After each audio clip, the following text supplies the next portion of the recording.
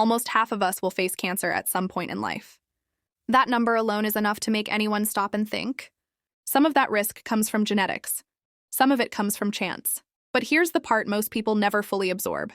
A large portion of cancer risk is shaped by daily choices. Research across populations consistently shows that a significant percentage of cancers are preventable. That means while you can't change the genes you were born with, you can influence how those genes behave every single day. And one of the most powerful influences is food. Before we go further, a quick note. This content is for education only. It's not medical advice, and it doesn't replace guidance from a qualified healthcare professional. Now, here's a mental shift that changes everything. Cancer is not just a genetic disease, it's also a metabolic disease. It's an immune system disease, and it's deeply affected by the environment inside the body. The foods we eat don't just provide calories, they shape hormones, inflammation, immune strength, and even how cells communicate with each other. That means the modern diet, even foods we consider normal, can quietly create conditions that make it easier for cancer to start and harder for the body to stop it. But the reverse is also true. If food can help create the problem, food can also become part of the solution. To understand how, you need to understand what cancer cells need in order to survive and spread. First, cancer cells need fuel. Unlike healthy cells, which generate energy efficiently, cancer cells are metabolically wasteful. They burn through fuel rapidly. Their preferred fuel is glucose, which comes from sugars and refined carbohydrates like white bread, pastries, soda, and many processed foods. Second, cancer cells depend on growth signals. Hormones like insulin and insulin-like growth factor, or IGF-1, tell cells when to grow and divide. These signals are essential for normal life, but when they're constantly elevated, they send the wrong message to abnormal cells. Grow faster, divide more. Third, cancer thrives in inflammation.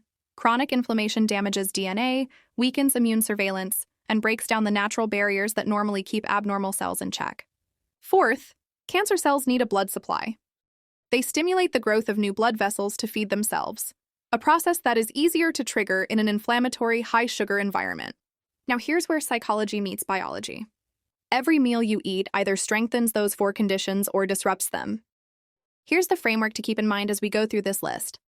Cancer cells need four things to thrive: fuel, growth signals, inflammation, and access to nutrients through blood supply.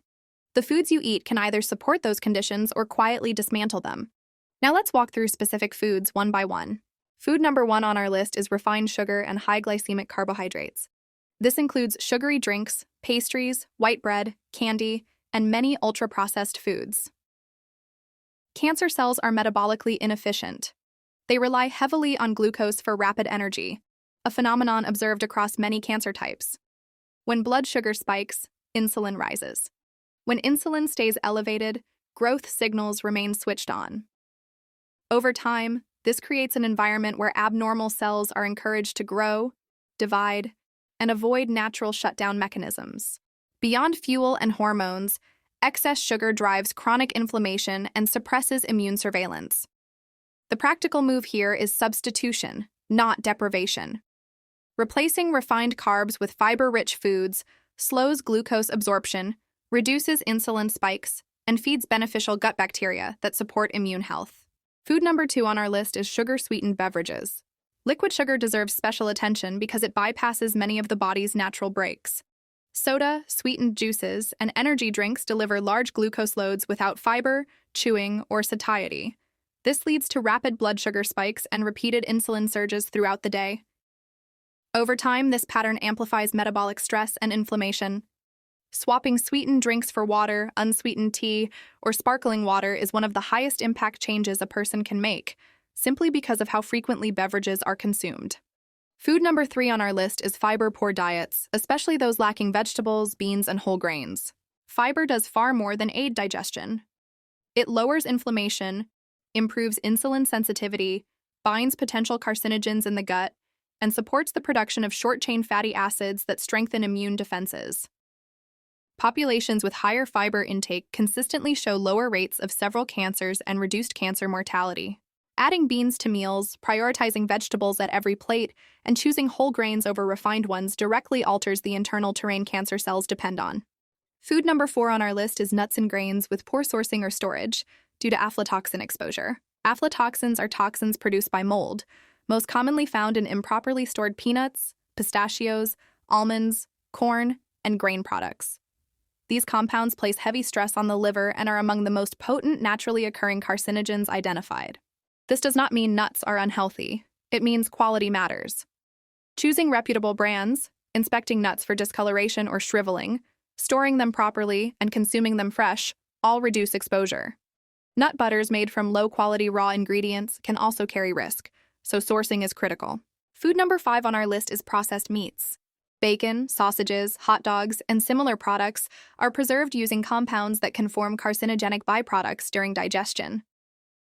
Observational data consistently links high intake of processed meats with increased colorectal cancer risk. The key is frequency and context.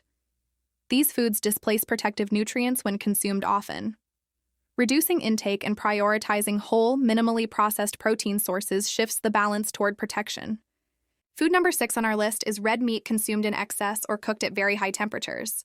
Red meat itself is nutrient-dense, but problems arise when intake is high, fiber intake is low, and cooking methods involve charring, grilling, or frying at extreme heat. These methods generate compounds that damage DNA and increase oxidative stress. A protective strategy is moderation, gentler cooking methods, and pairing meat with vegetables, legumes, and whole grains. Fiber and antioxidants help neutralize many of the downstream effects. Food number 7 on our list is alcohol. Alcohol is a known carcinogen.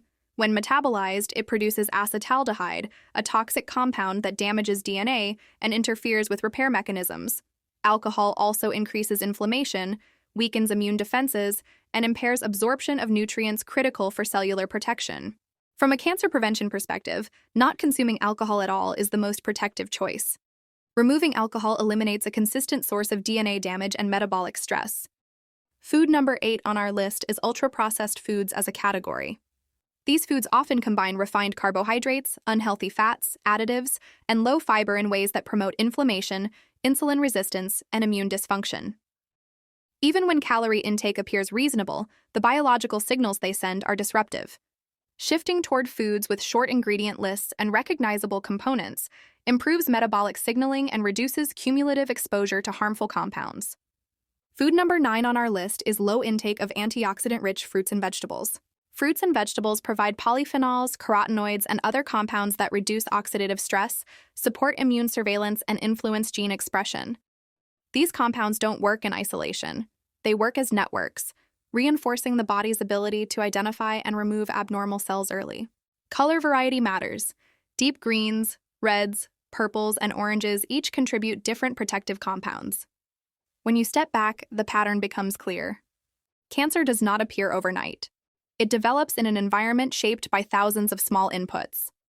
Food choices either amplify fuel, growth signals, inflammation, and blood vessel formation, or they quietly weaken those pathways.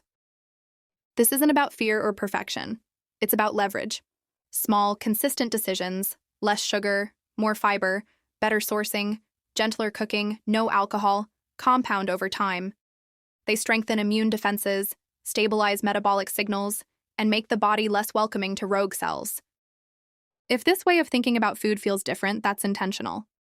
At Eat Well, Thrive Well, we focus on using food as a long-term investment in resilience, not short-term restriction. If you found value here, consider subscribing. In upcoming videos, we'll break down specific foods that actively support immune surveillance, reduce inflammation, and influence gene behavior in protective ways. Knowledge changes awareness, repetition changes biology. Start with one deliberate upgrade today and let it compound.